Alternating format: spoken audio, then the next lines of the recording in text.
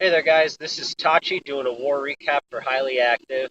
This was the MLCW Archer Queen Finals, and we faced off against AZ Wildcats. This is the same clan we started our season off with, and we got a pretty convincing win in week one.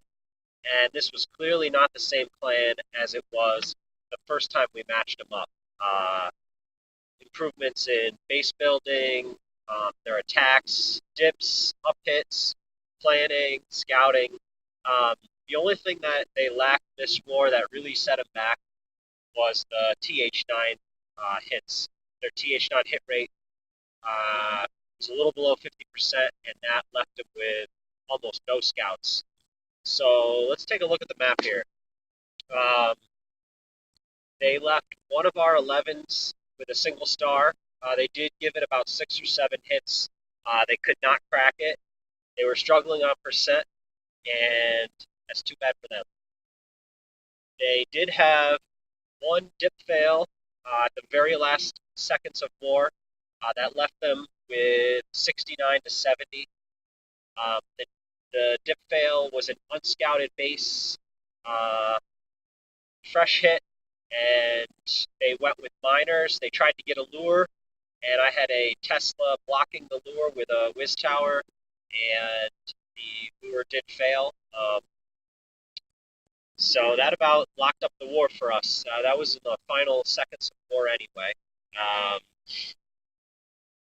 Otherwise, they didn't leave any other stars on the map. Highly Active did really well with 10v11. We cleared their 3 Town Hall 11s very quickly. Let's see the defenses here. Let's see.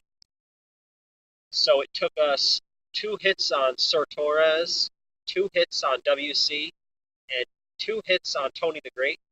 I will say the first hit on Sir Torres was actually a TH9. It was a pretty good scout from Ginger. He followed a detailed sketch plan, and it did reveal some interesting tidbits, and we will take a look at that hit.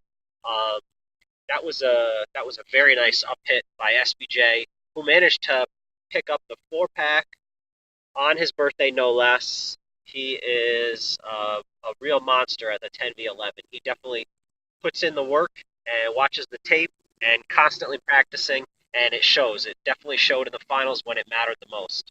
So defense wise, one of their tens did soak up a couple hits. Most of that was 10v10. We had a plan that we just couldn't quite get to work. A few different angles we tried. Um, Somewhat of a suicide with the queen, small KS, try to take out the enemy queen, a couple ADs, and a few different Lalo attempts. One of them did come very close. Jake came very close, about 80, 90% with, I think, 2 defenses left, but just couldn't quite get it dialed in for the 10v10. Otherwise, we really did well on the map. Not a lot of repeat hits. People adjusted what needed and locked up the threes. So let's take a look at a couple hits here. I'll start off with the 10v11. Take a look at this map.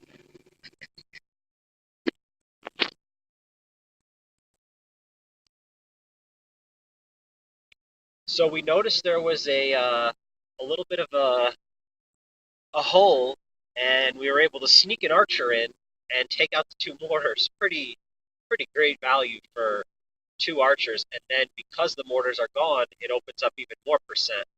Um, I'll speed through this because it's a little boring. Uh, so the archers take out those mortars, and then sprinkle in a few more archers per percent. Being able to take out the mortar did set the funnel on the edge at 6 o'clock, which made the hit much easier. Um, SBJ just blows up that core. Earthquake, bowlers pounded right in.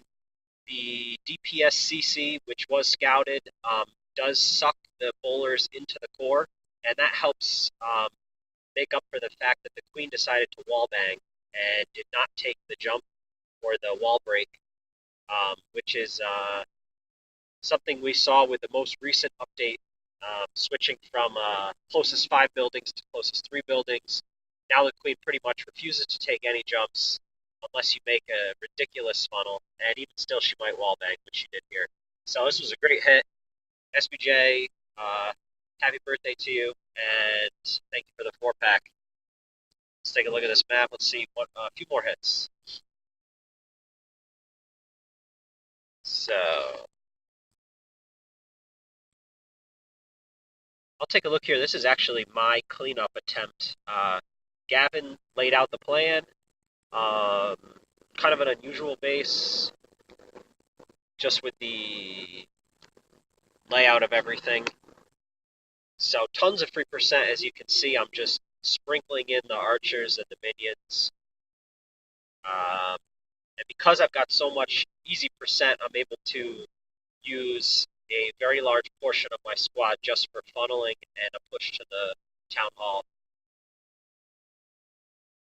Another DPS CC, set the funnel, drop the troops, watch them just pound to the town hall.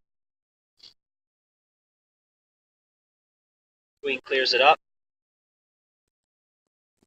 Very, very nice plan by Gavin, and I was able to take advantage and lock up that 2-star.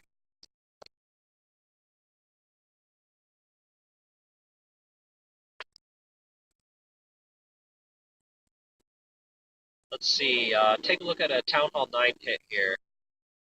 This is Jay, and he probably wins the swag award for this war. Jay comes in with a Sui Lalo, and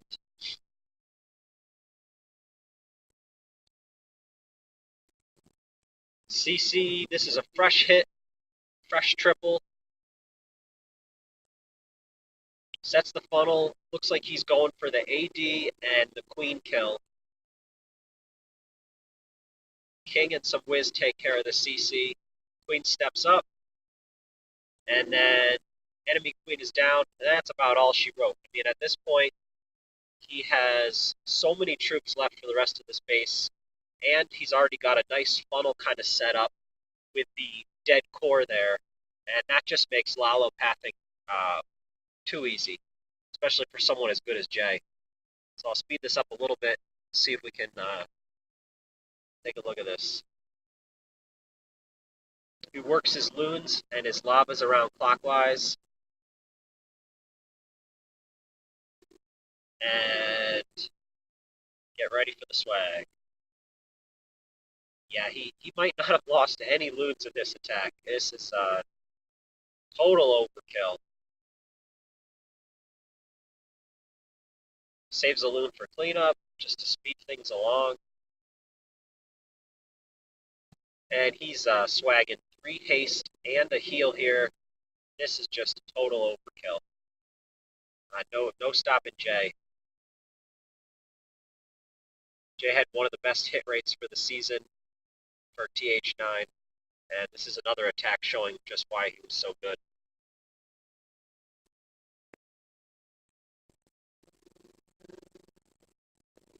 And I did want to show one other hit. This was the last Town Hall 9 to get cleaned up, and it was hit by Ginger. Ginger has his own special comp. He doesn't do well following the meta, and he needs to do what he does. And he does pop a lot of 3-stars.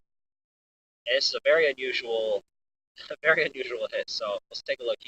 So he sprinkles in the vaults and the whiz, and he's got a queen walk going. His vaults and whiz are setting up the funnel for him, and they also pop the lure at the same time. He had a sketch drawn for this, so this is exactly what he had planned.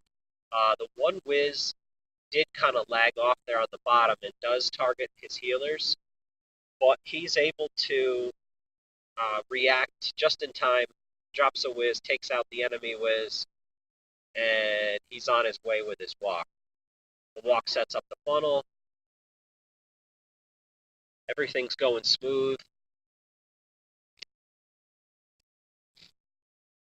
Speed it up a little here. got a whiz up top set in the funnel. And you can see he's got 7 bulks and 5 hogs and a mystery CC for those who want to find out. Let's see.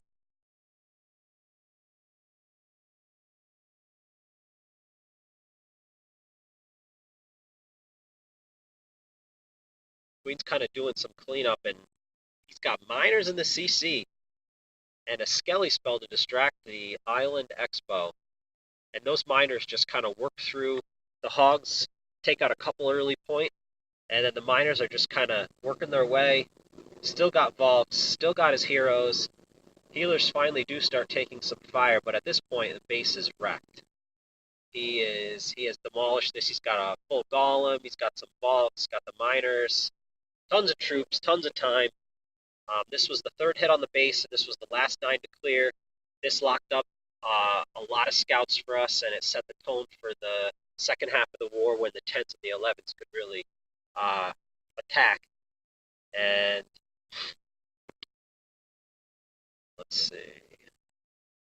I'll do one 11v10 dip, just because Trap did this in the clutch, and this is the closing to the war. This locked up the win for us. This was the nail in the coffin.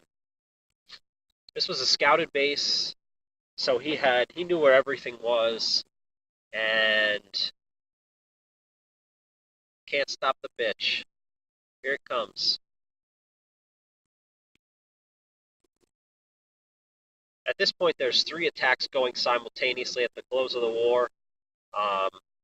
We didn't have it locked up yet, but this was this was a pressure hit. But he probably has enough troops at the end there to do another raid. He probably could have gone through 2 Town Hall 10s with that amount of troops left.